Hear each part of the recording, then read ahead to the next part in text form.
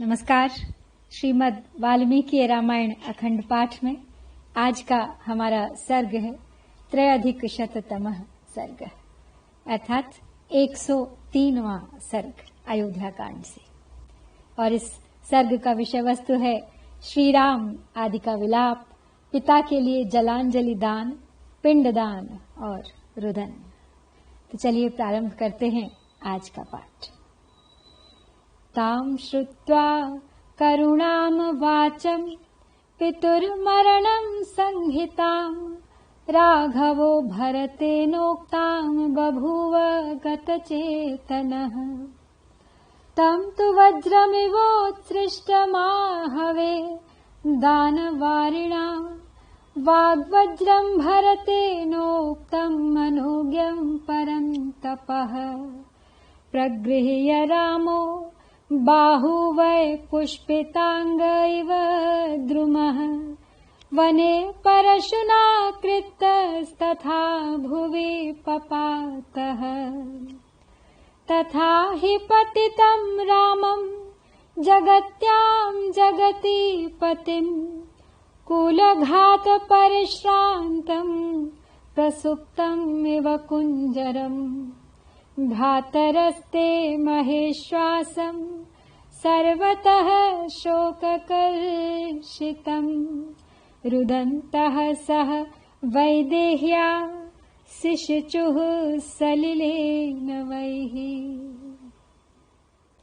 भरत की कही हुई पिता की मृत्यु से संबंध रखने वाली करुणाजनक बातें सुनकर अब श्री रामचंद्र जी दुख के कारण अचेत हो गए।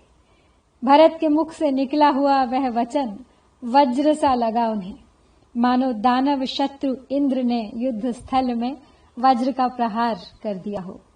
मन को प्रिय न लगने वाले उस वाग वज्र को सुनकर शत्रुओं को संताप देने वाले श्री राम अपनी दोनों भुजाओं पर उठाकर, जिसकी डालियां खिली हुई हों, वन में कुल्हाड़ी से कटे हुए उस वृक्ष की भांति पृथ्वी पर गिर पड़े। पिताजी की मृत्यु के संवाद से दुख उनका इतना बढ़ गया कि उन्हें यहाँ पर खिले और कटे हुए पेड़ की उपमा दी गई है। पृथ्वीपति श्री राम इस प्रकार पृथ्वी पर गिरकर नदी के तट को दांतों से विदीर्ण करने के परिश्रम से थककर सोए हुए हाथी के समान प्रतीत होते थे।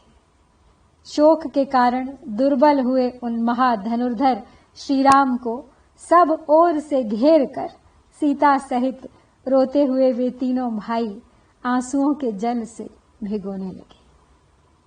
स तु संज्ञाम पुनर्लब्ध्वा नेत्राभ्याम अश्रुमुत्सृजन् उपाक्रामत काकुत्स्थः कृपणं बहुभाषितुम्।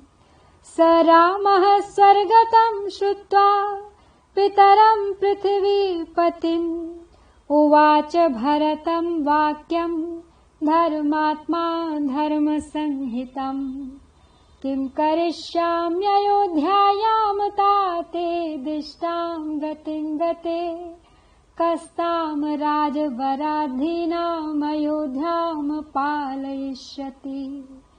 किं नु तस्य मया कार्यं दुर्जातेन महात्मनः यो मृतो मम शोकेन स मया न च संस्कृतः।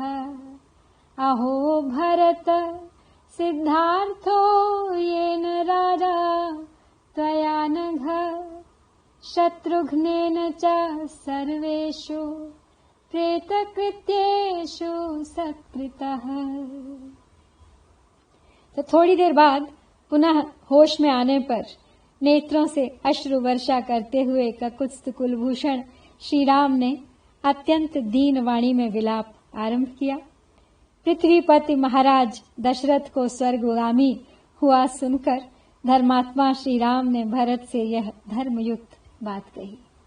बोले, भैया, जब पिताजी परलोकवासी हो गए तब अयोध्या में चलकर अब मैं क्या करूंगा? उन राज शिरोमणि पिता से हीन हुई उस अयोध्या का अब कौन पालन करेगा? जो पिताजी मेरे ही शोक से मृत्यु को प्राप्त हुए, उन्हीं का मैं दाह संस्कार तक न कर सका। मुझ जैसे व्यर्थ जन्म लेने वाले पुत्र से उन महात्मा पिता का कौन सा कार्य सिद्ध हुआ। हे निष्पाप भरत, तुम ही कृतार्थ हो।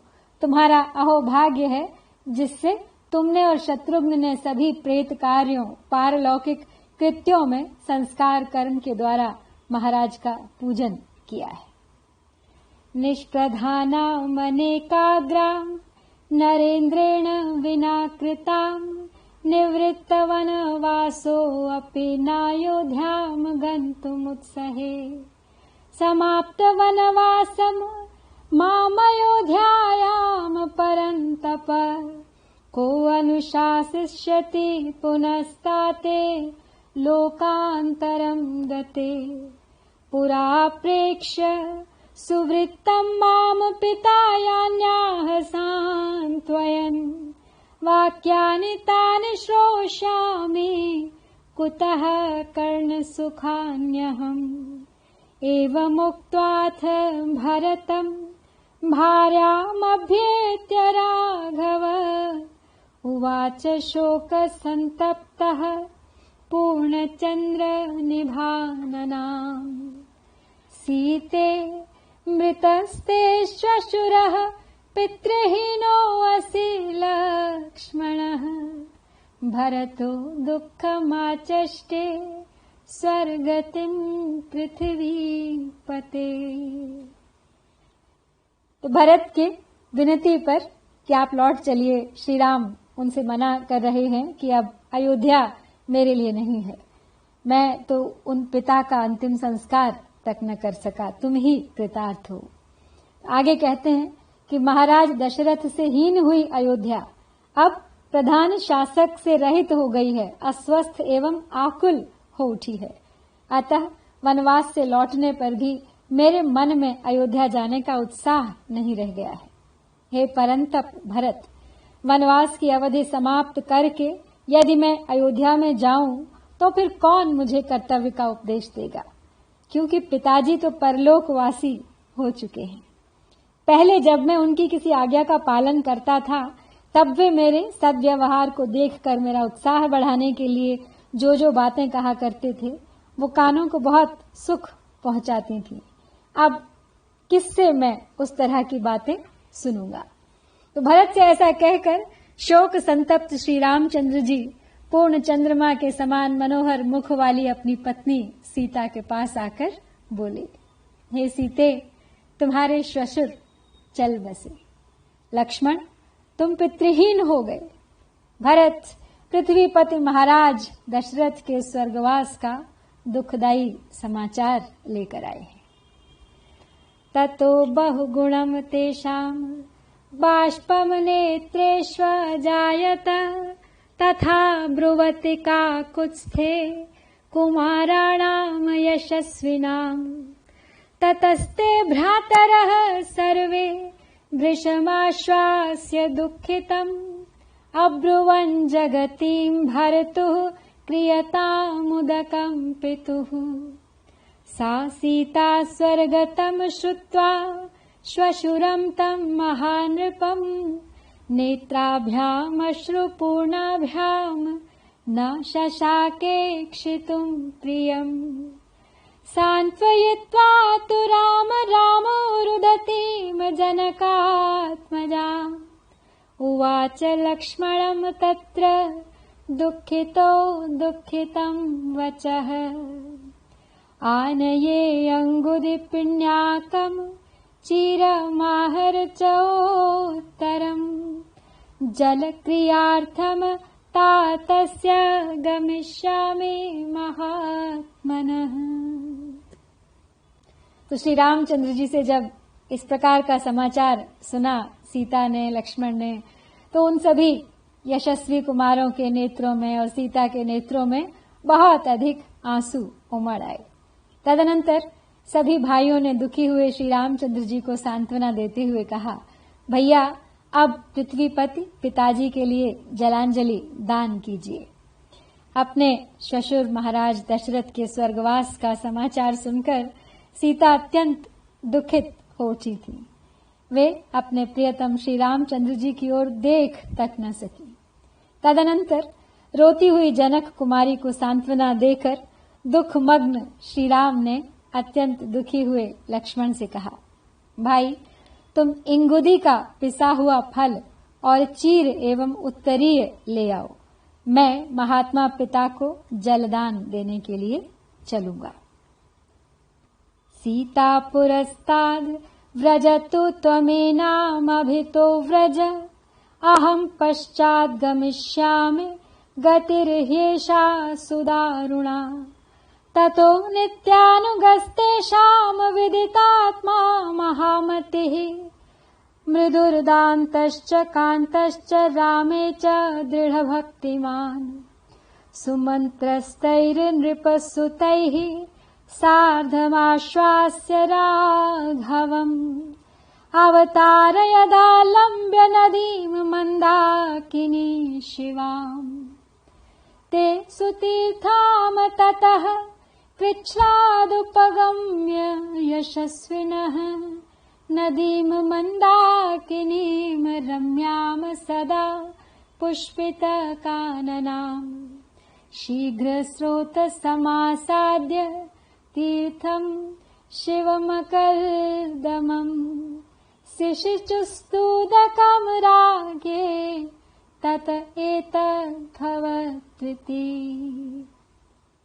श्री राम ने लक्ष्मण को इंगुदी का पिसा हुआ फल लाने के लिए कहा और फिर बोले कि जलांजलि देने के लिए जब हम चलेंगे तो सीता आगे आगे चले, इनके पीछे तुम चलो और तुम्हारे पीछे मैं चलूंगा। शोक के समय की यही परिपाटी है जो अत्यंत दारुण होती है।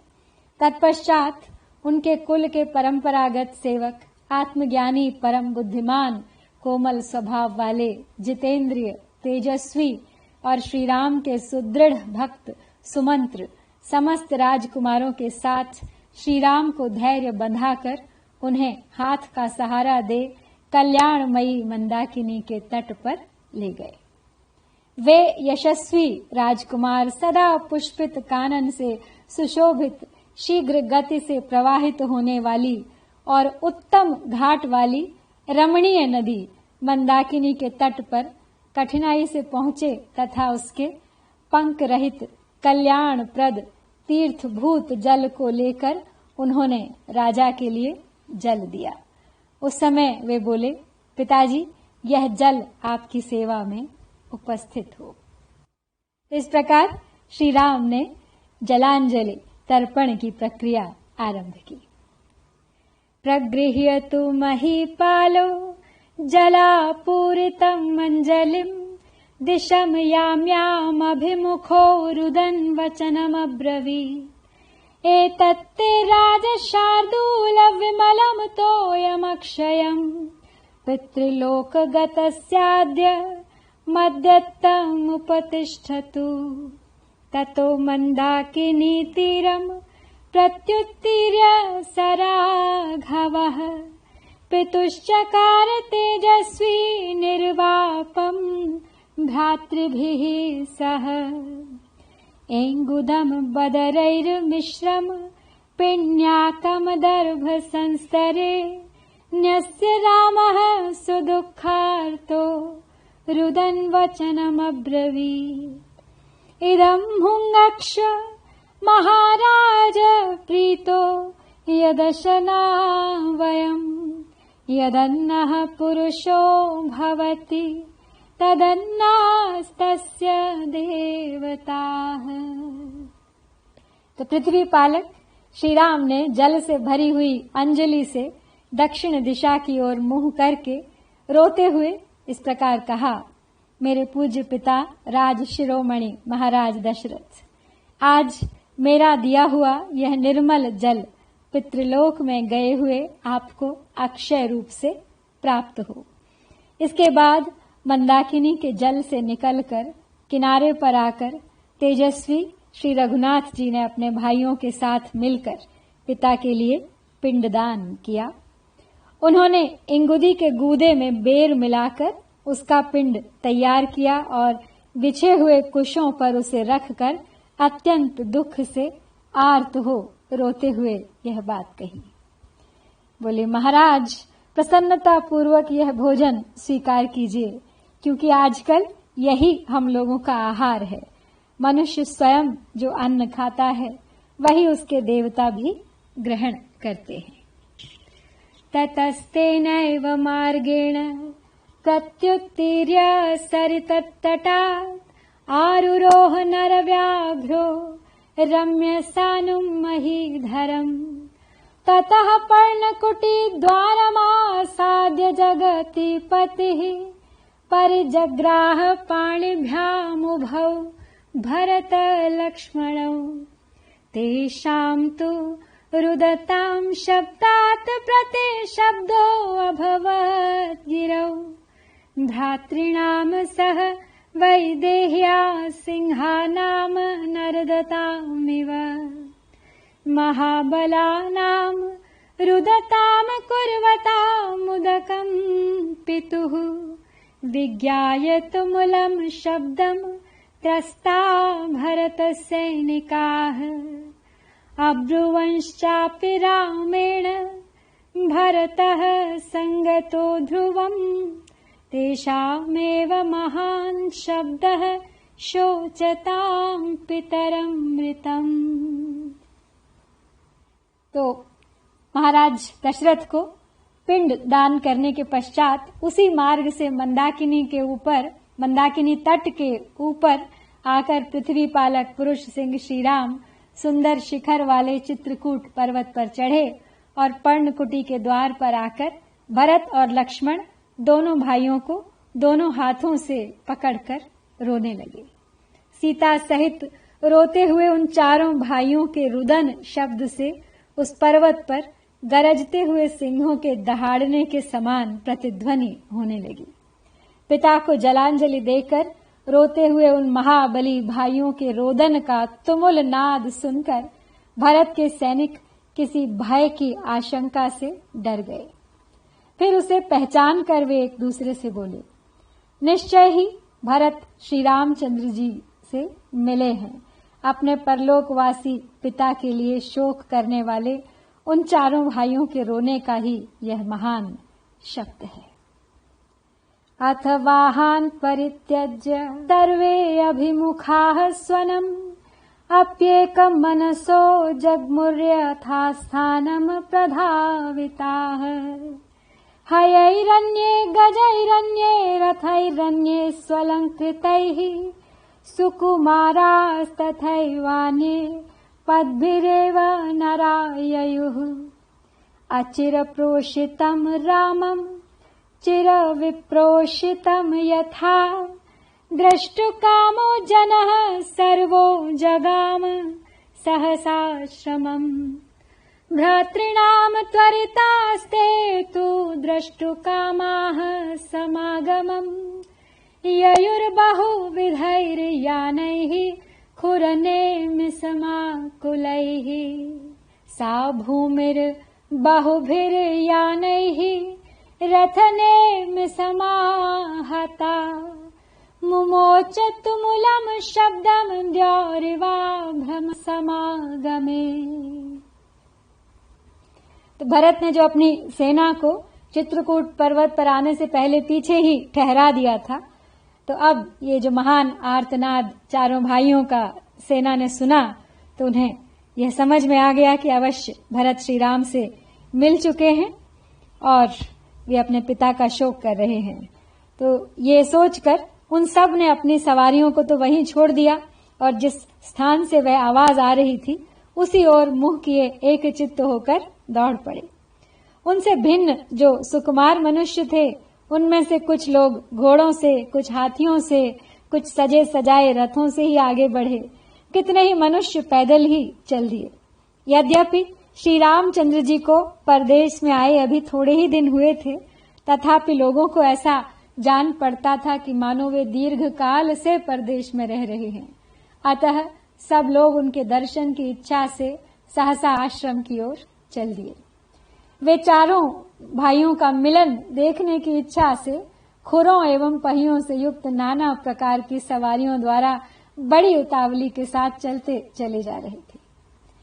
अनेक प्रकार की सवारियों तथा रथ की पहियों से आक्रांत हुई वह भूमि भयंकर शब्द करने लगी, ठीक उसी तरह जैसे मेघों की घटा घिर आने पर आकाश में गड़गड़ाहट होने लगती है।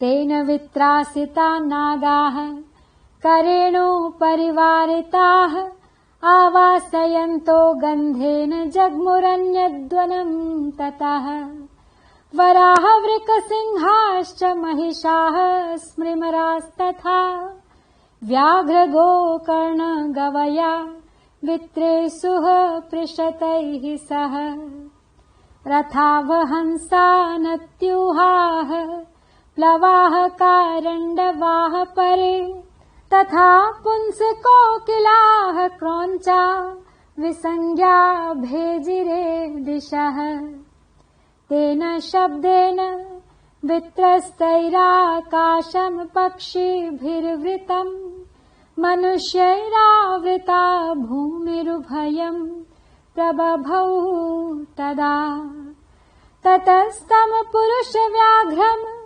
यशस्विनम् अकल्मषम् आसीनमस्थण्डिले रामं ददर्श सहसा जनः।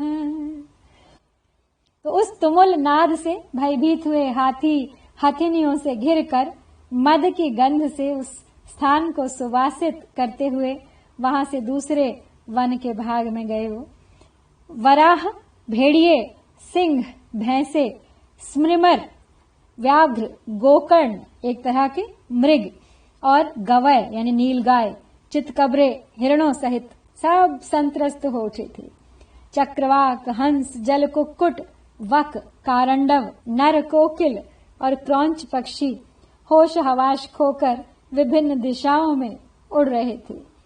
उस शब्द से डरे हुए पक्षी आकाश में छा गए और नीचे की भूमि मनुष्यों से भर गई। इस प्रकार उन दोनों की समान रूप से शोभा होने लगी। लोगों ने सहसा पहुंचकर देखा, यशस्वी पाप रहित पुरुष सिंह श्री राम वेदी पर बैठे हैं। विगर्हमाणः कैकेयीम मंथरा सहितामपि अभिगम्य जनो रामं बाष्पूर्ण मुखो अभवत्। तान् नरान् बाष्पूर्णाक्षान् समीक्षाथ सुदुःखितान् पर्यश्वजत धर्मज्ञः पितृवन्मातृवच्चसा स तत्र कांश्चित् परिषस्वजे नरान् नराश्च केचित्तमभ्यवादयन् चकार सर्वान् सवयस्य बान्धवान् यथार्हमासाद्य तदा नृपात्मजः। ततः स तेषां रुदतां महात्मनां भुवं चखं चानु विनादयन् स्वनः गुहागिरीणां च दिशाश्च सन्ततं मृदंगघोष प्रतिमो विशुश्रुवे। तो श्री राम के पास पहुंचने पर सबके मुख आंसुओं से भीग गए और सब लोग मंथरा सहित कैकेयी की निंदा करने लगे। उन सब लोगों के नेत्र आंसुओं से भरे हुए थे और वे सबके सब अत्यंत दुखी हो रहे थे। धर्मज्ञ श्री राम ने उन्हें देखकर पिता माता की भांति हृदय से लगा लिया। श्री राम ने कुछ मनुष्यों को वहां छाती से लगाया तथा कुछ लोगों ने पहुंचकर वहां उनके चरणों में प्रणाम किया। राजकुमार श्री राम ने उस समय वहां आए हुए सभी मित्रों, बंधु बांधवों को यथा योग्य सम्मान दिया। उस समय वहां रोते हुए उन महात्माओं का वह रोदन शब्द पृथ्वी, आकाश, पर्वतों की गुफा और संपूर्ण दिशाओं को निरंतर प्रतिध्वनित करता हुआ मृदंग की ध्वनि के समान सुनाई पड़ता था। तो इस प्रकार इस मिलाप के दृश्य के साथ यहाँ पर हम आज समाप्त करते हैं श्री वाल्मीकि निर्मित आर्ष रामायण आदि काव्य के अयोध्या कांड में यह 103वां सर्ग। इत्यार्षे श्रीमद् रामायणे वाल्मीकिये आदिकाव्ये अयोध्याकाण्डे 3अधिकशततमः सर्गः। ॐ श्री सीतारामचन्द्राभ्यां